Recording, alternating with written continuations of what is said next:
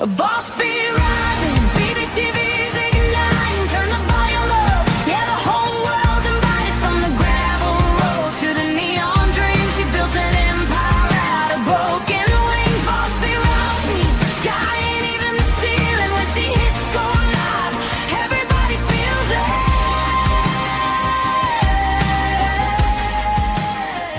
She's the queen of the comeback. Nobody warns you that one of the hardest parts of raising children happens after they're already raised. When they're little and they fall, you pick them up. But when they're hungry, you feed them, right? When something goes wrong, your entire job is to help fix it. Then one day that child is 30 or 40 years old, life knocks them flat. And suddenly everybody expects you to remember that they're an adult.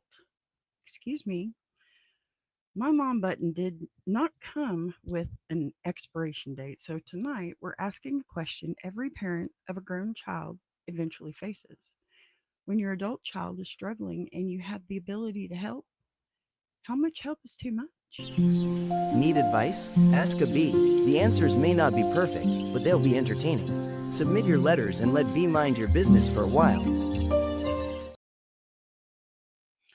All right, y'all, welcome back. Before I get started on anything, I'm just going to say flat out, I am sorry about the technical difficulties last night. As you can see, I'm holding myself a mic, and hopefully you can hear me just fine this time because last night's show was completely mute. My mic on my computer went out, and it didn't have the mic on my camera set up. So apparently, it just bypassed everything. But we're going to get into this night anyway, and I'll do that one again tomorrow or some other day. All right, so welcome back to Ask a Bee, technical difficulties free, where the answers may not be perfect, but they'll definitely give us something to talk about.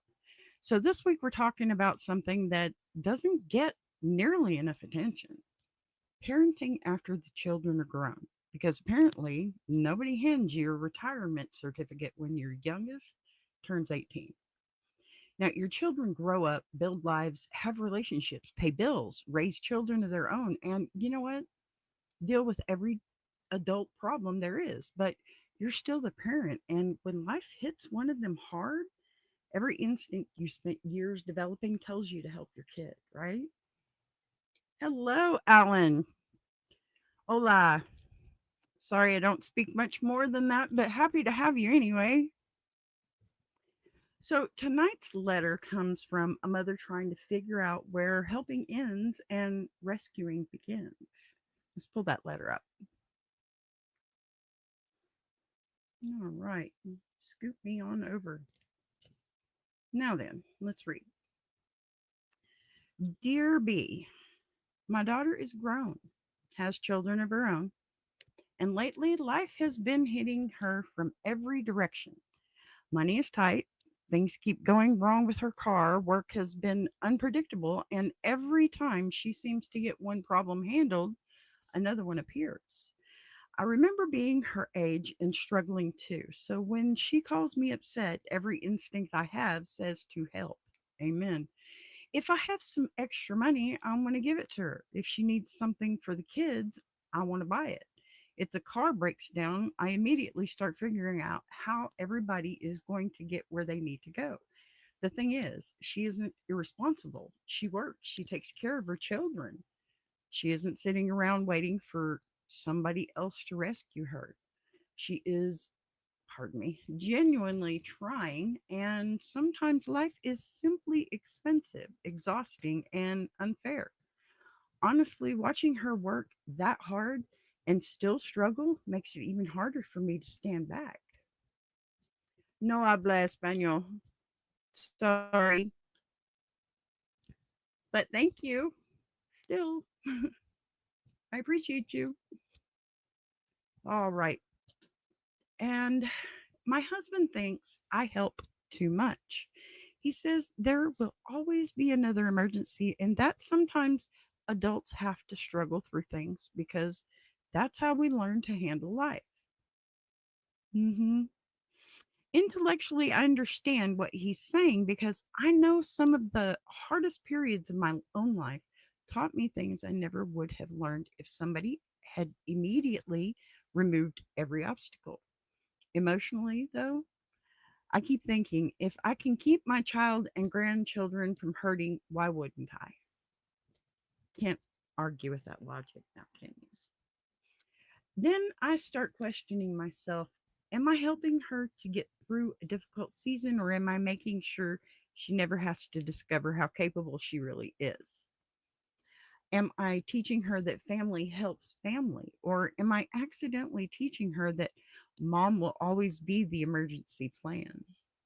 And what happens someday if she needs help and I simply don't have anything left to give? Ooh, tough questions. I thought parenting adult children would mean I could finally stop worrying about whether I was making the right parenting decisions. Instead, the decisions just became less obvious when she was little. Helping was easy to recognize. Now, helping could mean giving her money, watching the grandchildren, giving her a ride, helping her make a plan, listening while she cries, or sometimes doing absolutely nothing except saying, I know this is hard, but I also know you can handle it. Maybe that's the part I'm struggling with most. How do I know what kind of help she actually needs? Where is the line between supporting an adult child through a genuinely difficult season and rescuing them from problems they need to learn how to solve themselves? And when every motherly instinct in me says, fix it, how do I know when loving my child means letting her fix it herself? Signed, Mom's Emergency Fund. Okay, guys, let's talk about this one because this one's a little bit tougher, I'd say. All right. Oh, lots of good questions, too. Hi, Ellen. Bye, Ellen. I don't know if you're leaving or not, but it's very good to have you. Thank you. Okay, so talking point here. Let's try and answer some of these questions if I can. I'll certainly try. When does help become rescue? Okay, there's a huge difference between helping your adult child through a genuinely difficult season and becoming the reason they never have to figure out how to survive one.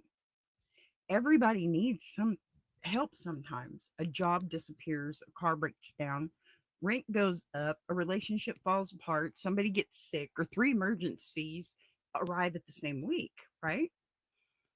Helping during those moments doesn't automatically mean that you're enabling somebody. But if mom is always the first call, the first wallet opened, and the first person expected to make the problem disappear, eventually you have to ask whether you're helping your children recover or becoming part of the system they rely on instead of themselves. You know, maybe the important question isn't simply how often you're helping, right? Maybe it's whether your help is moving them towards stability or whether you're solving the same emergency over and over again. That's really something to consider, because what if it's the same thing over and over again? And you've known this, you've always known this. So it can happen, right? It becomes a problem. And one of these days, you need to face this because they need to face this. One day, you're not going to be there. It's inevitable. You can't always fix things. Like, I'll be honest with you, okay? My mother was that type. She was amazing. Anytime I needed somebody to fix anything for me, I could call my mom. And hi, Mohammed. Hello. Hello. So, you know, my mom would, all I'd have to do is say, Mommy, help. And she was there. And there were times that, sure, I probably thought, well, maybe I shouldn't call my mom, but I did anyway. but that was because she said yes a lot. And then there was a point in my life where I thought, I'm really relying on her too much. And then we also had a point in time where we weren't getting along very well, and I didn't have her at all. It was depressing. It was hard. It was extremely hard. When my mother passed away 6 years ago, it was the most difficult time of my life, and for selfish reasons. And you know what? I'm happy to be able to say that now. I couldn't before, but yeah, for selfish reasons. Hello, Sir Wu. Is that how you say your name? I hope I didn't butcher that because I'm not really good with names, but hello, very happy to have you. Thank you. Oh, thank you. Very kind of you to say. But honestly, something happened also once I got over the real grief, right? Because when your girl loses her mom, Sir W. Okay, thank you. Thank you. So, the really hard part about it, honestly, was selfish in a large way because I wanted my mom there. And you know what? You don't have to feel like you're being selfish for those not to be selfish feelings. The thing about grief is it should be more of a celebration of life when somebody passes away because when they're gone, they're not truly gone. I know it sounds simple and maybe I am, but my mother is still here with me and I know this.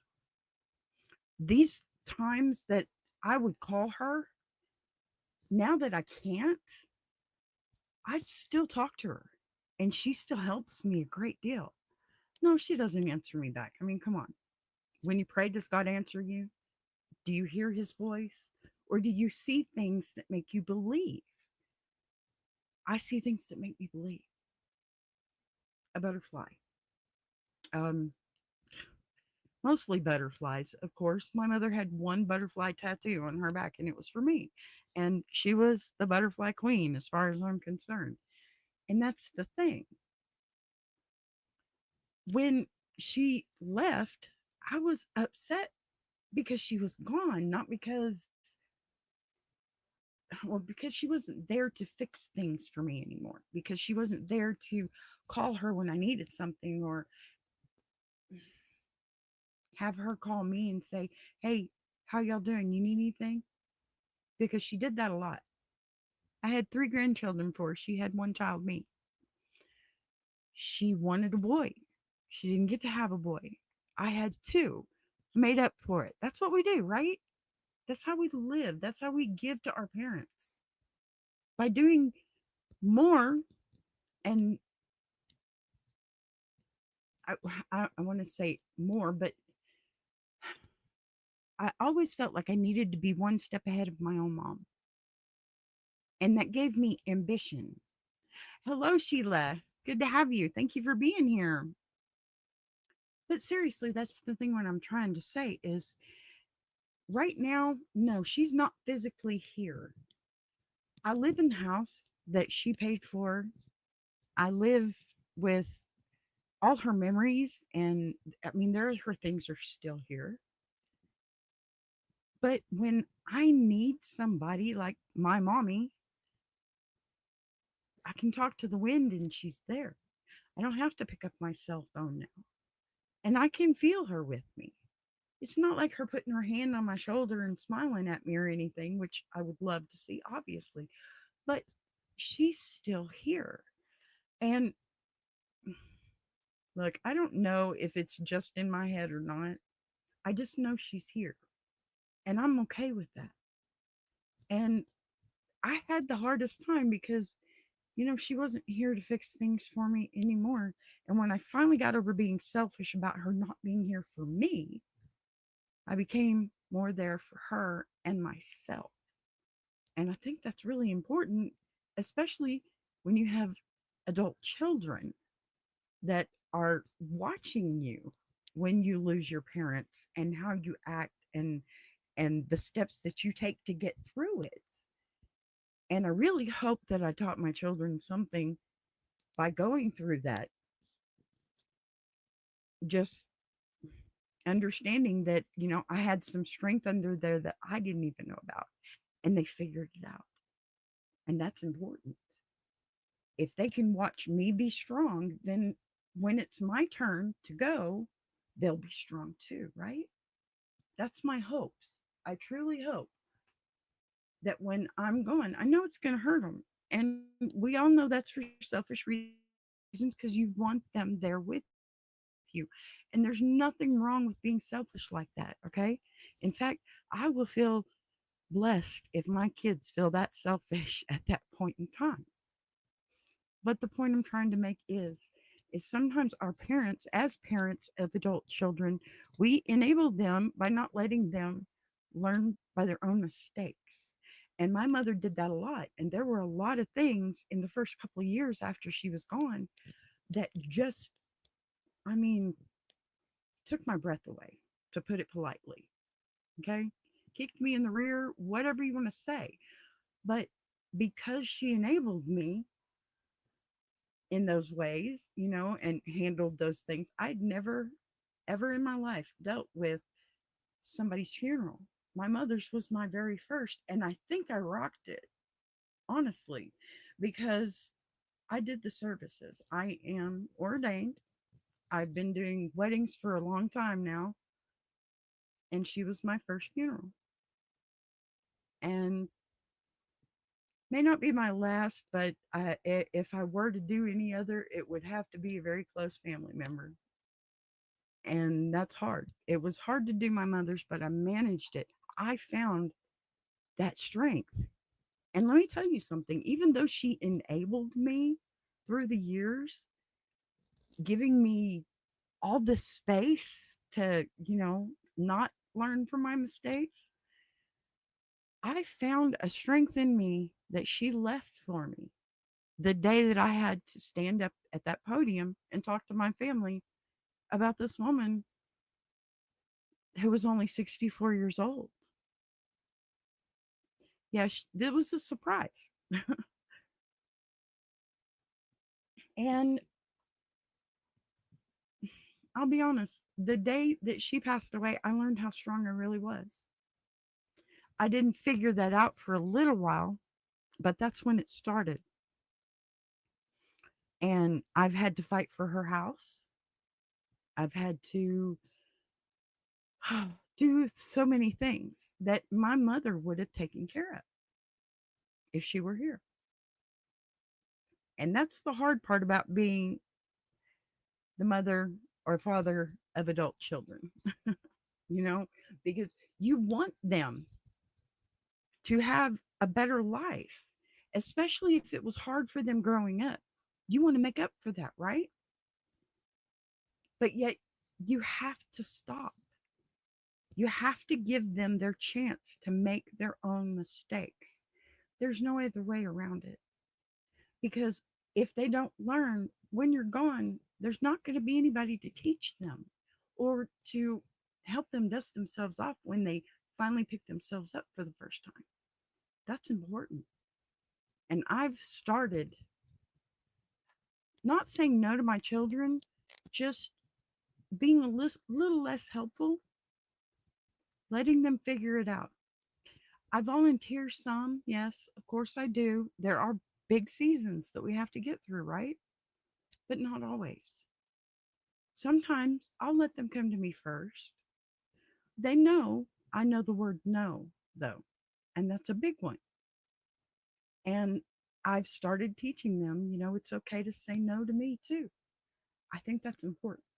I think that's extremely important. So, hello, how are you? Thank you for being here. Is it Raziel Perez? I think. I hope I didn't mess up your name. Very happy to have you. So your child grows up, but the that's my baby button doesn't, you know? Your adult child can have a career, a spouse, a mortgage, a child of their own, right? But when they call and say something is wrong, some ancient switch inside you still flips. That's because for years, your job actually was fixing it. Hungry? Feed them. Hurt? Comfort them. Scared? Protect them. Problem at school? Figure it out. Then adulthood changes what you're responsible for without necessarily changing what you feel responsible for. Your head sees a capable grown adult. Your heart can still remember the little person who reached for your hand when something hurt. Learning to separate those two reactions may be one of the hardest adjustments in parenting grown children. It really is. Struggling doesn't automatically mean they're failing at adulthood either, though. Sometimes we're so afraid of enabling grown children that we treat needing help, pardon me, as proof somebody isn't independent enough. And that's not quite fair now, is it? But grown adults have always helped one another through difficult seasons. There's nothing wrong with that. Families share homes, food, transportation, childcare, money, information, and responsibilities. There is a major difference between someone refusing to carry their own weight and someone carrying everything they possibly can while life keeps adding weight to the pile. An adult child can it, asking for help doesn't necessarily mean you failed to teach them either, okay? Maybe a better measure is what they do with the help. Are they using it to move forward? Are they also making sacrifices? Are they trying to change the situation, or does every rescue simply reset the clock until the exact same emergency happens again? Sometimes the best help isn't the help they asked for. Your adult child might call asking for money when what they really need is help figuring out why they're short every month.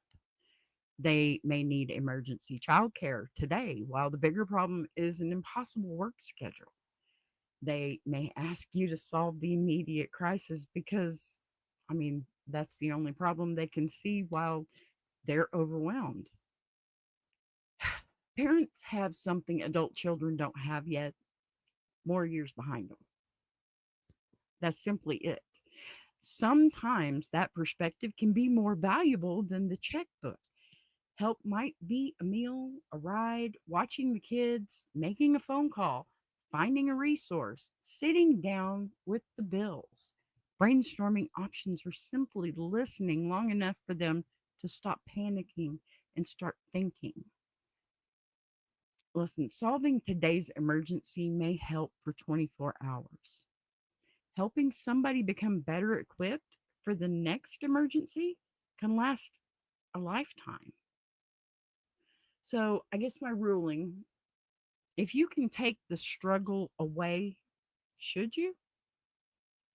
If your child is genuinely trying, life has knocked them down, and you have the ability to make things easier, is stepping in simply what family does? Or are their struggles we have to follow our children to experience, or allow our children to experience, because overcoming them is part of becoming stronger adults? And here's the uncomfortable part: when we rush in to rescue our grown children, are we always doing it because they truly need rescuing? Or are there times when watching them struggle hurts so much that fixing their problem is partly about making ourselves better? There's a little selfishness in that. How do you support the person you love without accidentally teaching them that they cannot survive without you? That's the biggest question here. Look, maybe parenting adult children means learning an entirely new definition of help. When they're little, love often looks like solving the problem because they genuinely cannot solve it themselves.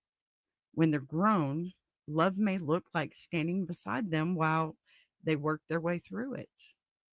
And that's the better decision, don't you think?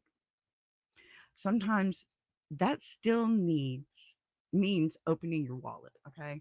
open your home, watching the grandchildren, or saying, "Come here, we'll figure this one out together." Other times, it might mean doing the much harder thing and reminding them that you believe they're capable, and then resisting every instinct telling you to take over. Maybe the goal isn't to make sure grown children never struggle. Maybe it's to make sure they know they never have to struggle alone. So tell me what you think. When your adult child is having a hard time and you could make it easier, where do you draw the line between helping and rescuing? Listen, until next time, remember our children may grow up, but apparently the worrying part of parenthood missed that memo. Y'all be good to each other, be good to yourselves. Go see Tuber Chat because I love these guys. Listen, I'll buzz you later. See you tomorrow night. I want to take a minute to shout out TuberChat. If you're a creator who's tired of surface level advice, and actually wants to understand how YouTube works, that's the space. It's real conversations with real creators who are in the trenches building channels, testing ideas. No posturing, no gatekeeping, no fake guru energy, just people sharing what's working, what isn't, and why. If you're serious about growing, learning, and not doing this alone, check out TuberChat. The link is in the description. Boss be right.